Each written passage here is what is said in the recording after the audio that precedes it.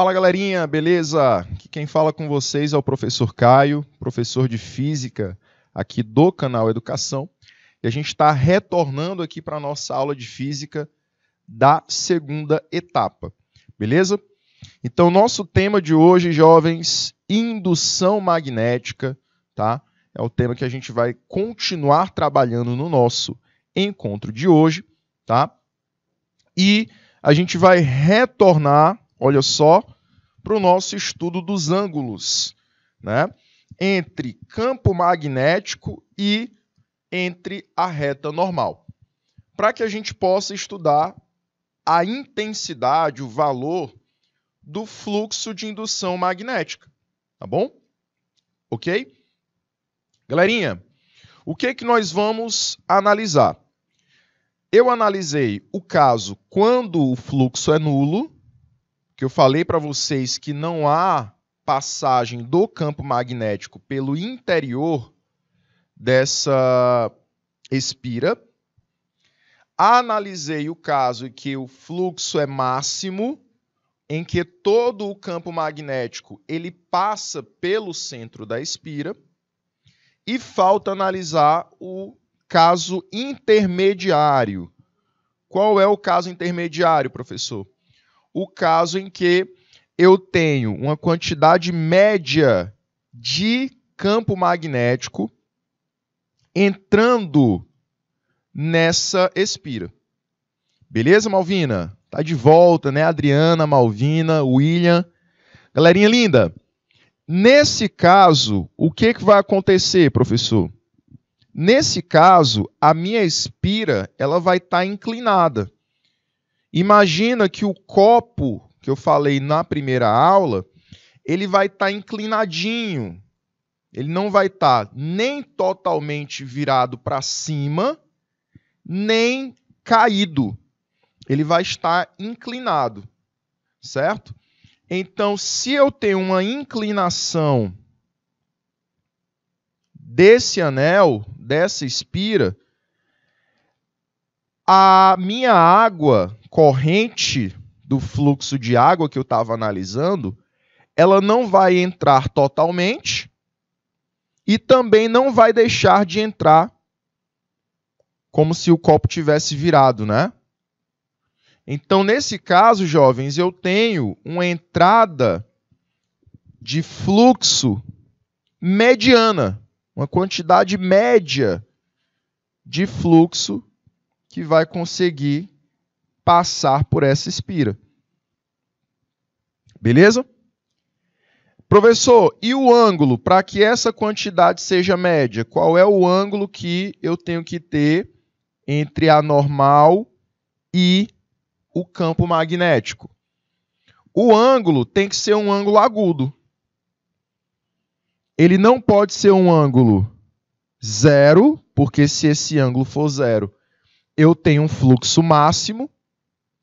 Eu não posso ter um ângulo de 90 graus, porque se for 90 graus, o fluxo ele é nulo, não há fluxo magnético. Mas esse ângulo tem que ser um ângulo agudo. Tem que ser maior que zero e menor que 90. Tá? Então, aqui vai entrar o ângulo de 30 graus, o ângulo de 60 graus, o ângulo de 45 graus, porque todos esses ângulos são ângulos agudos. Tá bom? Então, o meu ângulo, o meu cosseno do ângulo, ele será um cosseno maior que zero e menor que 1. Então, ele vai estar entre os máximos, né, do valor do cosseno. Ele não pode ser 1, porque se o cosseno for 1, esse é o valor máximo dele. Ele não pode ser 0, porque se o cosseno for 0, o valor do cosseno, ele terá o seu valor nulo. Então, ele tem que ser um valor intermediário. Normalmente, nas questões, vão cair os ângulos de 30, os ângulos de 45, os ângulos de 60 graus. tá? Que esse ângulo de 30, esse ângulo de 45, esse ângulo de 60, vão possuir cossenos conhecidos. Tá? Vão possuir cossenos conhecidos. Certo? E aí você tem um fluxo não nulo, mas também não será máximo. Tá? Certo, jovens? Pronto. Vamos supor, William, que seja de 60 graus. Aí o cosseno é 1/2, né? Então o valor do fluxo será metade do máximo. Correto? Porque se o ângulo for de 60 graus, qual é o cosseno de 60, jovens?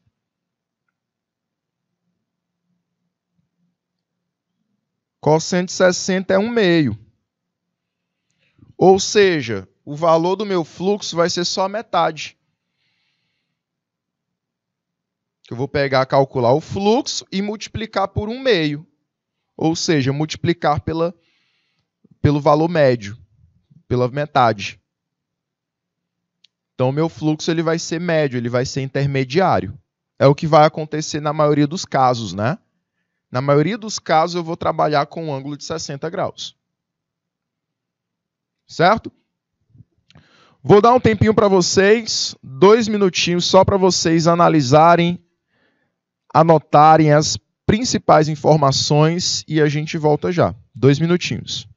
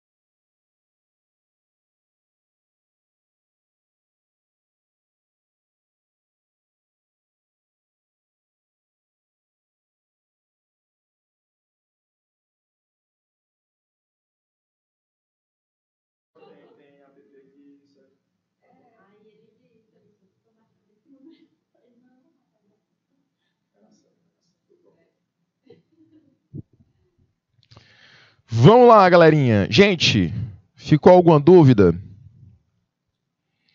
Felipe aí disse que no ensino médio ele não viu esse assunto. Que é isso, Felipe? Tem certeza? Não aprendeu, né? Não aprendeu o assunto. Mas deu certo agora? Espero que tenha dado certo agora.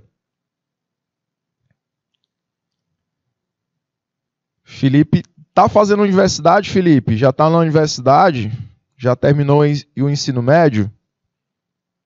Felipe Francelino. Jovens, vamos continuar aqui e aí a gente vai para um exemplo. Olha só. Primeiro exemplo que a gente vai colocar hoje para a gente resolver diz assim.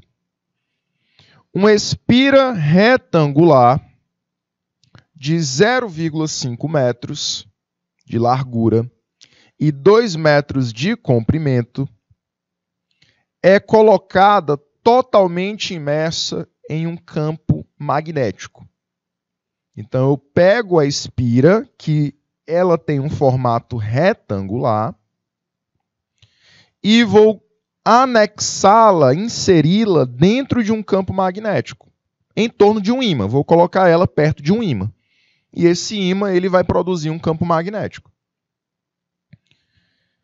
que é constante e uniforme. Ele tem sempre o mesmo valor. Esse campo tem módulo igual a 2. E ele diz que as linhas, olha só, aqui está o ponto forte da questão. As linhas de campo magnético formam 30 graus com o plano da espira. Aí é aqui que você não vai poder se confundir. Você vai analisar esse ângulo.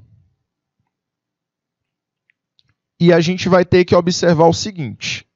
O ângulo é entre a normal e a espira. Perdão, entre a normal e o campo. Ou entre o campo e a espira?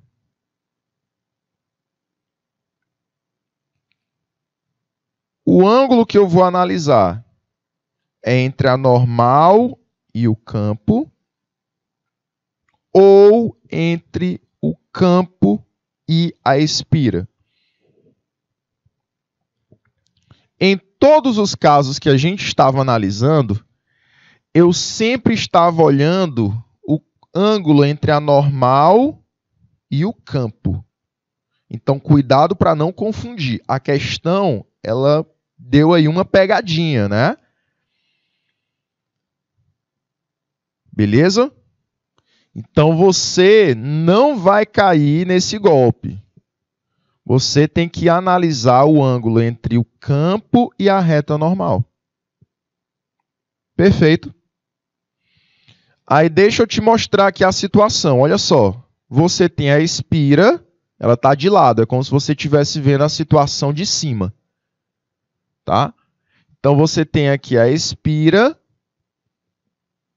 E a questão falou que entre a espira e o campo forma-se um ângulo de 30 graus.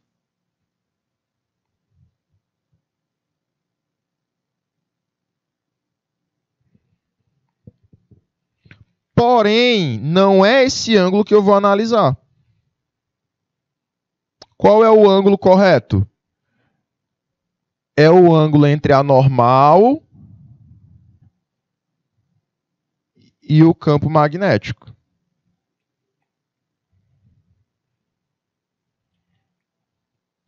É o ângulo entre a normal e o campo magnético.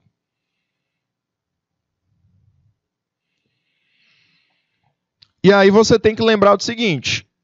Entre a normal e o campo magnético, tem um ângulo de 60 graus. Por quê? Olha só. A normal está aqui. A normal está aqui.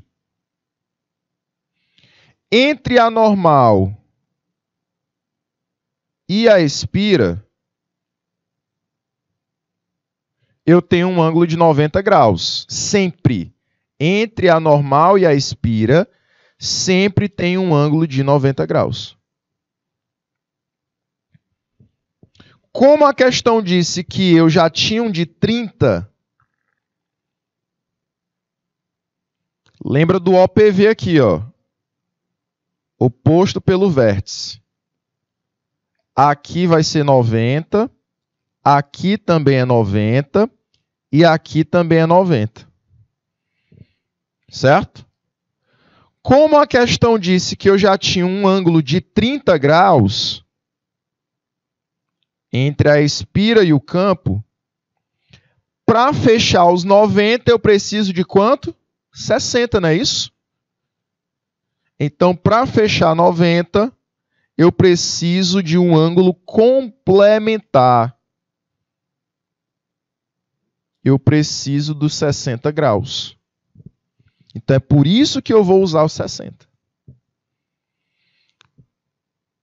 Porque entre a normal e a expira eu tenho um ângulo de 90 graus. E a questão já tinha me dado de 30. Já tinha dito que entre a expira e o campo magnético eu tinha 30 graus. Então, para fechar os 90, fica sobrando 60, né? Beleza? Aí eu vou representar aqui para vocês a imagenzinha de lado dessa expira. Veja só. Minha expira está aqui. Expira retangular.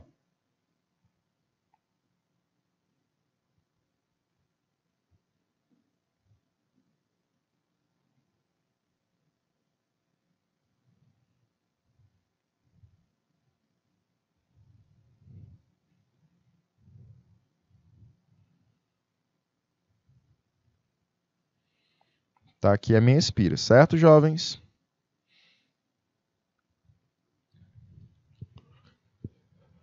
O que nós vamos ter na situação? Olha só, a normal, ela sempre vai formar um ângulo de 90 graus com a expira.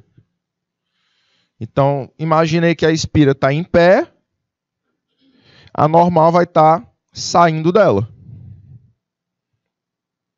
Esse ângulo aqui é um ângulo de 90 graus.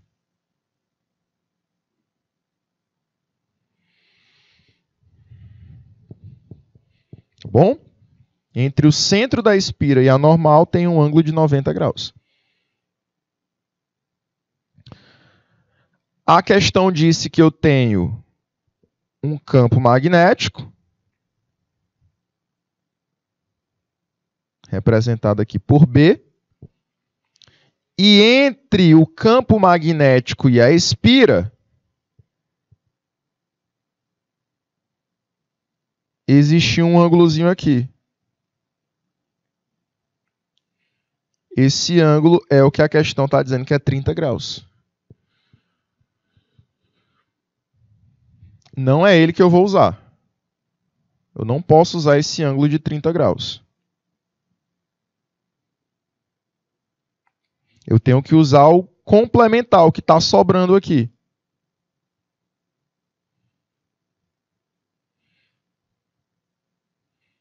Que é o de 60 graus.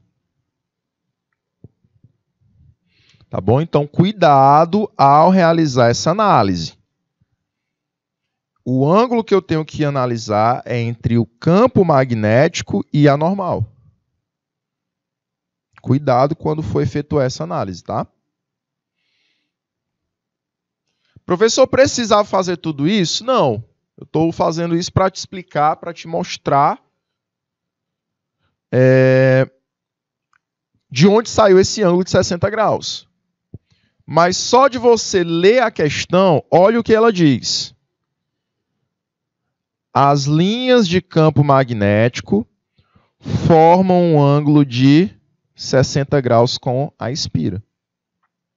Aí você ia pensar, olha, entre o campo e a expira tem 30 graus. Entre o campo e a expira tem 30 graus. Então, entre o campo e a normal só poderia ter 60.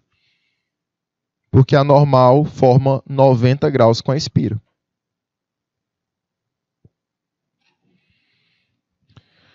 Aí, ele pede para a gente calcular o fluxo do campo magnético nesse caso aí, com a expira.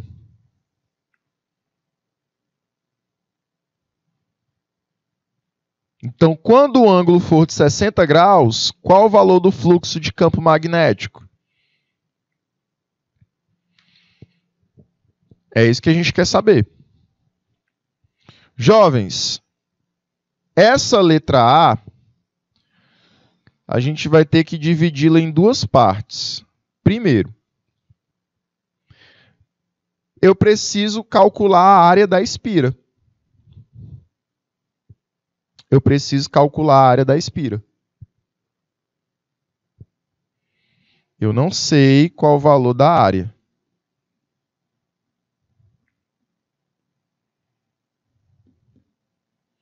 Outra coisa.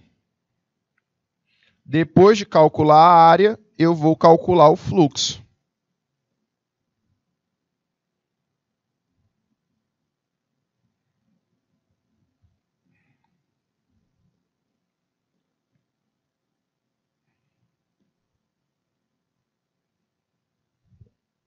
Aí termina a letra A. Beleza? Para calcular a área, jovens, o que eu preciso? Eu preciso analisar o formato da espira.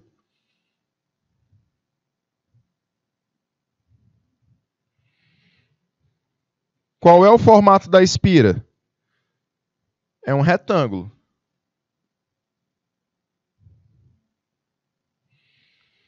Retângulo de 0,5 de largura e 2 metros de comprimento. Então você coloca aqui 0,5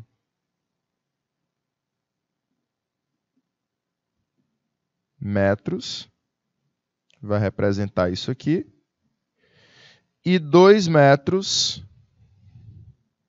vai representar essa parte aqui de baixo.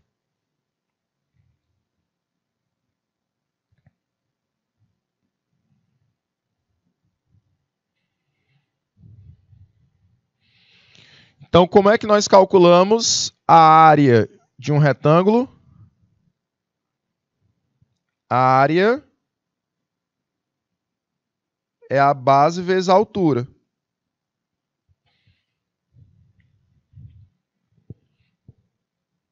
A base está sendo 2, a altura está sendo 0,5.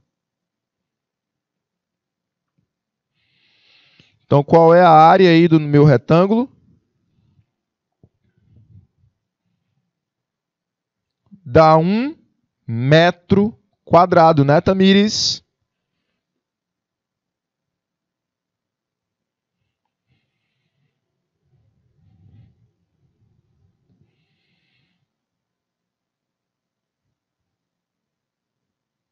Um metro quadrado.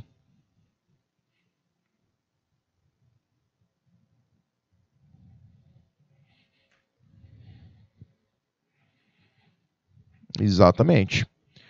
Calculou a área, agora você vai calcular o fluxo. Professor, como é que a gente determina o fluxo? Expressãozinha que eu pedi para você anotar no primeiro horário. Fluxo é o campo vezes a área vezes o cosseno do ângulo. Aí, se tivesse em centímetros, se tivesse em qualquer unidade, você teria que transformar para metros, viu, William? Tem que ter esse cuidado. Certo? Tamires Carvalho, Felipe, Adriana, Malvina. Malvina, minha linda. Agora é só substituir os valores. Galerinha aí de Canto do Buriti, qual o valor do campo? A questão diz que vale 2. Olha só, o módulo igual a 2 Tesla.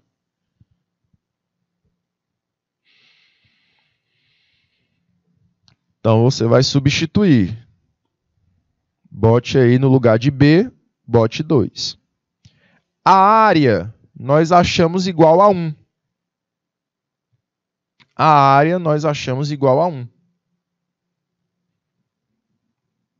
E o cosseno que eu vou utilizar é o cosseno de 60 graus.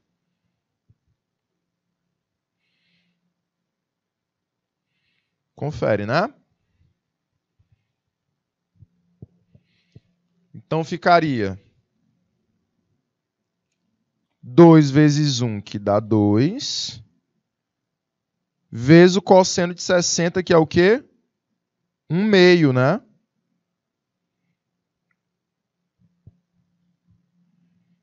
Um meio ou 0,5, você quem escolhe.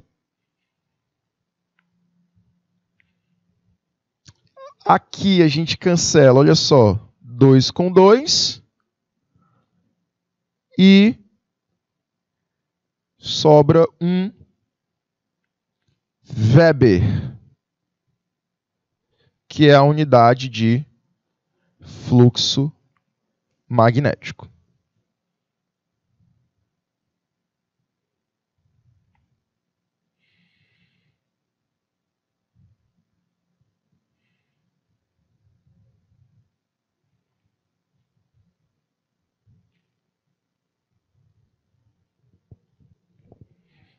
Beleza? Exatamente, William. Colocou aí correto. Muito bem, jovens. Letra A a gente já fez. Letra A a gente já fez. Está faltando a letra B. 1 Weber é o valor do meu fluxo na letra A.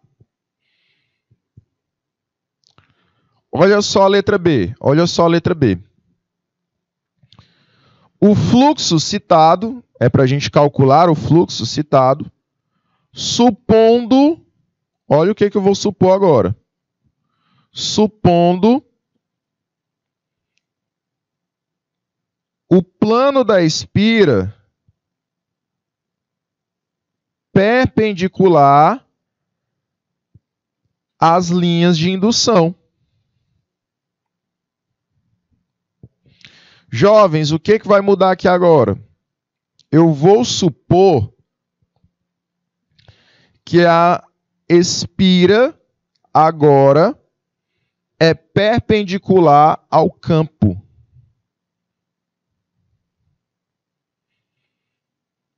A espira é perpendicular ao campo.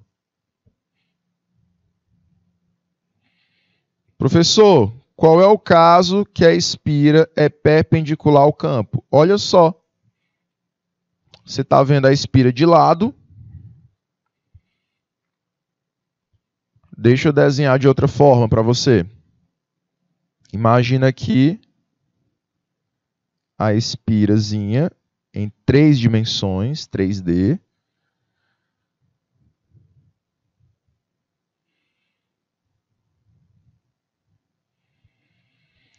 E agora, jovens, o que vai acontecer? O campo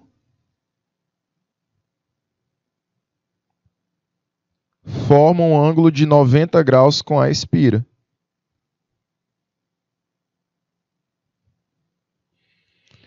E a normal, antes, já fazia também, né, um ângulo de 90 graus.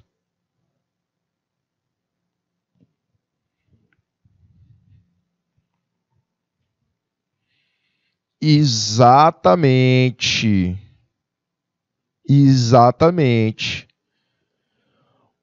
Eu tenho que olhar para o ângulo entre a normal e o campo. Então, se eu estou percebendo que o ângulo entre a normal e o campo é 0, o meu fluxo ele é máximo. Exatamente, William.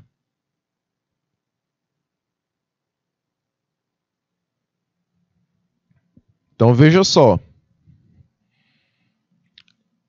Letra B. Você vai dizer o seguinte, olha só. Como B, que é o campo, é perpendicular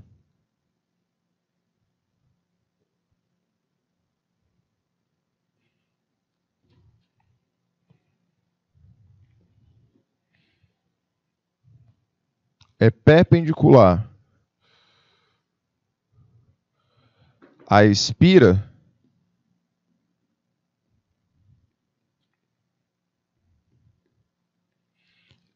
em em relação à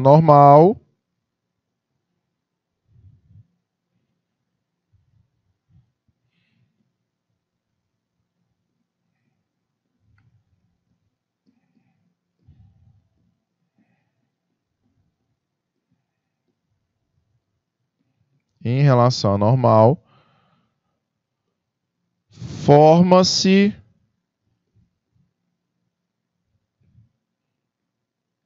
um ângulo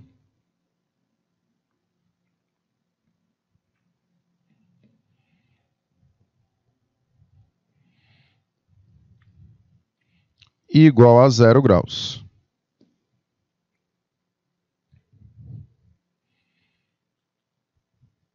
Logo, olha só, logo, o que nós teremos? O fluxo será B vezes A vezes o cosseno de 0 graus.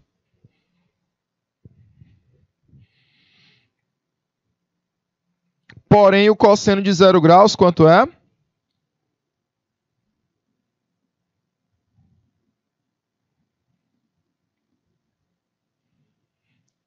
É igual a 1. Ele é máximo. Então, nós ficamos com o campo vale 2, a área continua valendo 1 e o cosseno de 0 é 1. 2 vezes 1 vezes 1, o resultado é 2 Weber. Perfeito?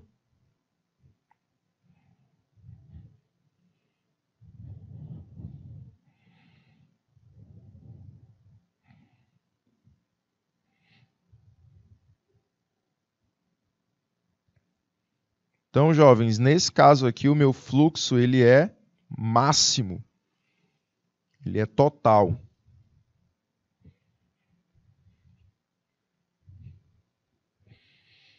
Show de bola, galerinha. Meus anjos, ficou alguma dúvida nessa letra B, na letra A? Espero que vocês tenham compreendido. Vou voltar aqui, vou dar o tempinho para vocês, para que vocês façam a análise das questões, né, do que ele pediu na letra A, do que ele pediu na letra B. Vou também dar o tempinho na resolução, para que você também faça essa análise e veja se ficou alguma dúvida. Ah, professor, não entendi esse passo. Repita depois para mim de novo, tá? Aí eu vou dar 1 minutinho em cada uma dessas telas, tá? São 3 telas, em cada uma eu vou dar 1 minutinho. 1 minuto.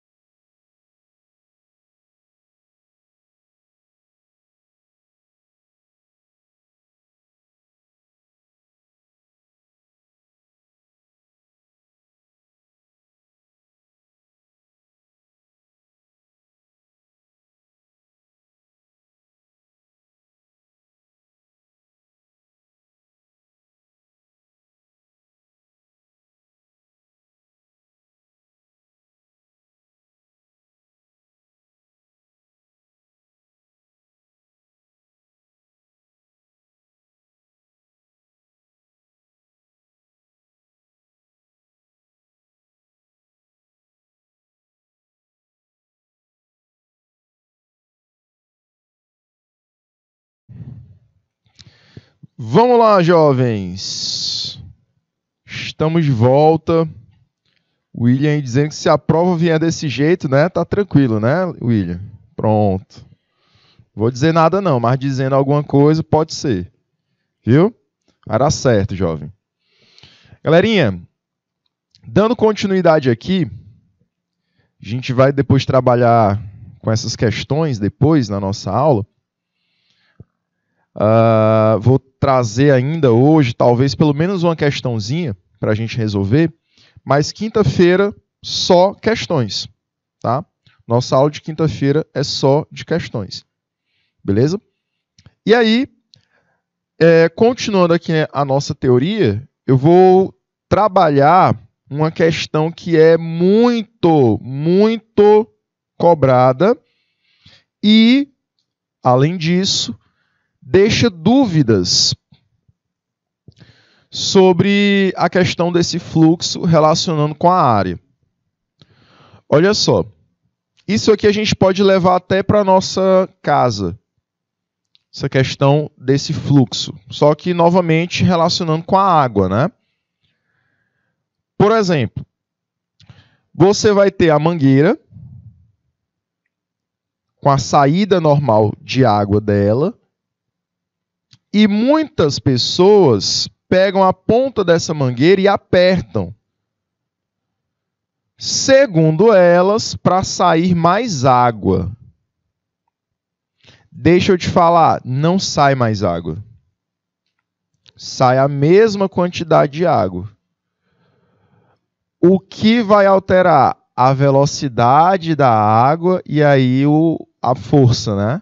Com que ela sai. Já fez o teste, né, William? É falso. Pois é, não sai mais água, William. Na verdade, parece que sai menos, né?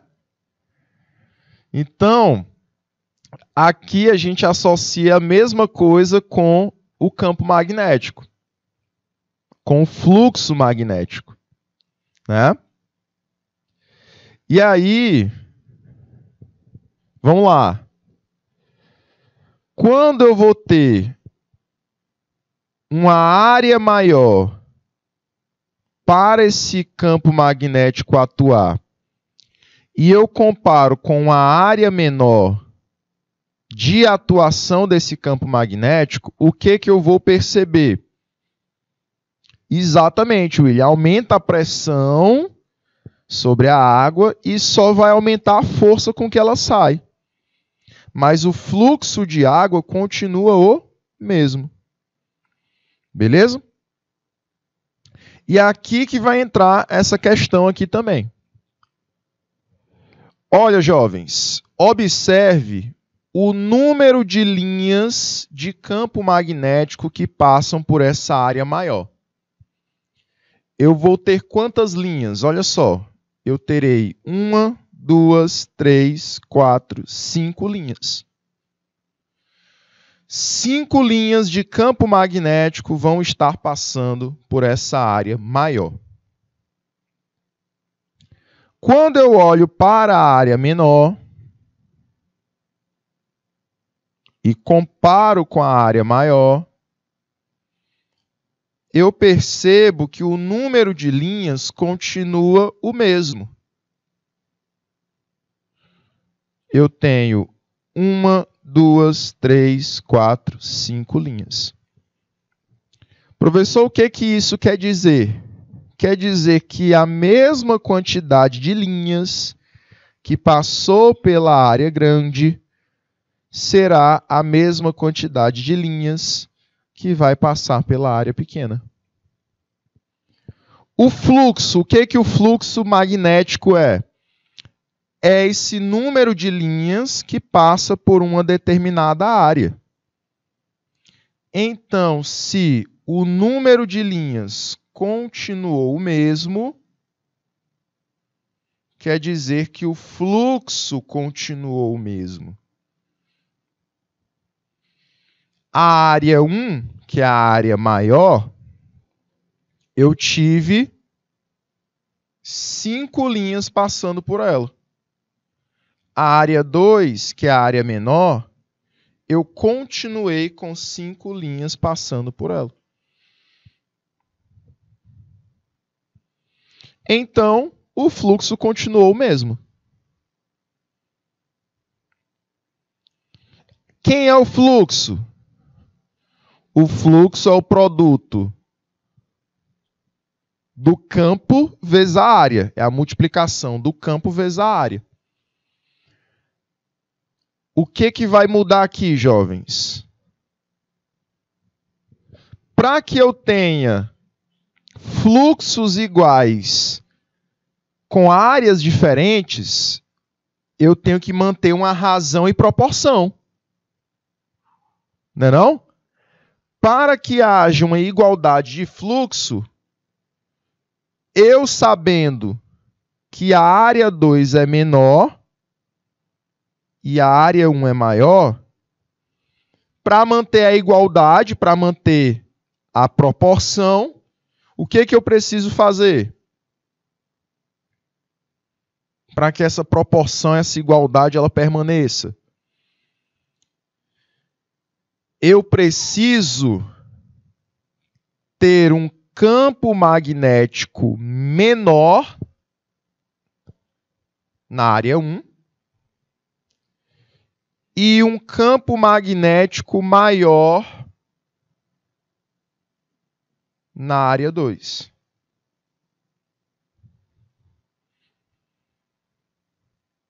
Como assim, professor?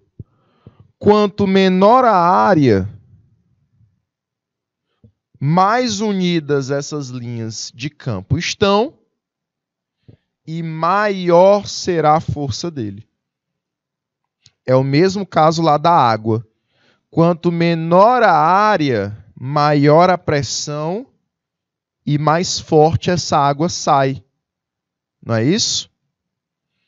Então aqui, jovens, quanto menor for a área de passagem do campo magnético, maior será o seu valor. Aí eu coloquei até um textinho aí embaixo, né? Quanto mais juntas, mais unidas estiverem as linhas de campo magnético, maior será a sua intensidade. Certo? Então, ele atua com mais força no 2, na área 2, do que na área 1.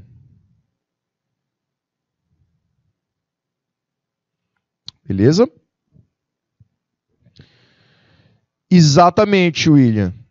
Eu teria que, se eu fizesse uma variação, né, eu teria que subtrair o final, que é maior, menos o inicial, que é menor. Exatamente. Então, o B2, o campo magnético B2, ele é maior. E o campo magnético B1, ele é menor.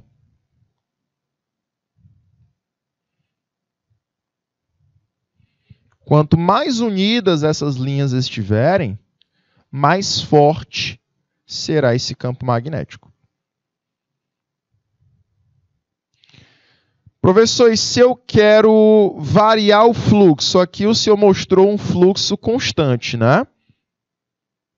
O fluxo permaneceu o mesmo valor dele. Mas se eu quero variar esse fluxo, eu quero aumentar ele, eu quero diminuir ele, o que eu preciso fazer? Nós vamos ter algumas condições para variar esse fluxo.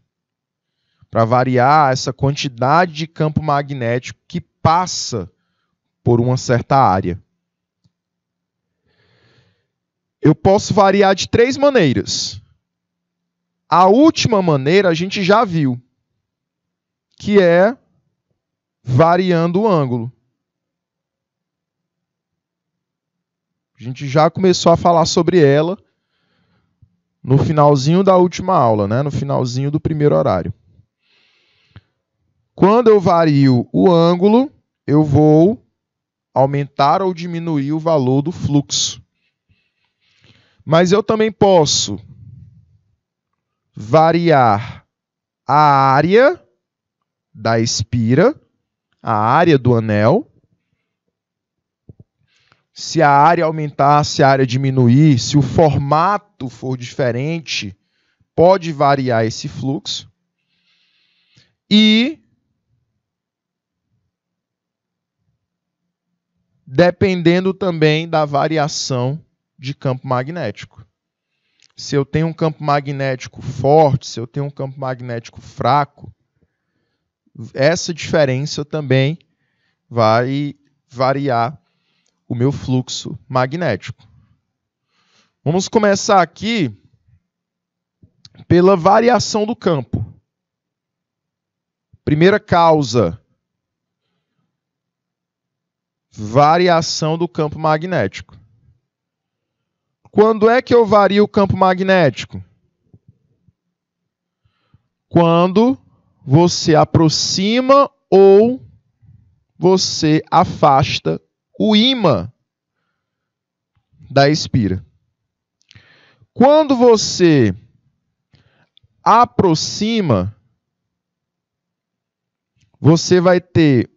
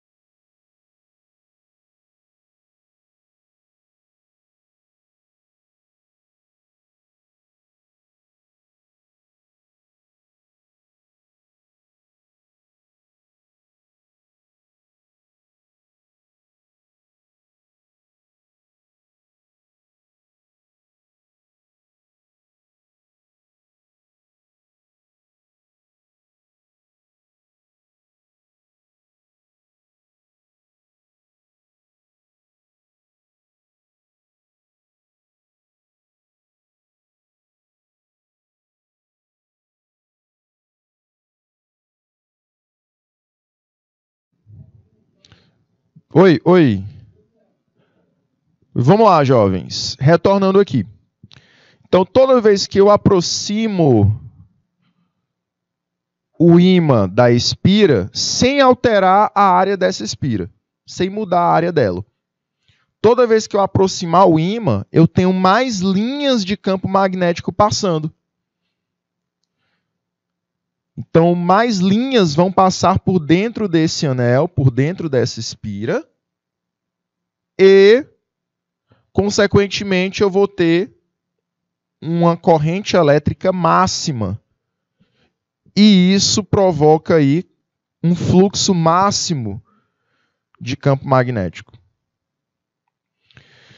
Agora, toda vez que eu afasto, se eu afastar o ímã, eu tenho menos linhas passando, né? Eu tenho menos linhas passando, porque o ímã está mais longe, ele está mais afastado. Então, apenas algumas linhas vão chegar aqui e entrar na espira.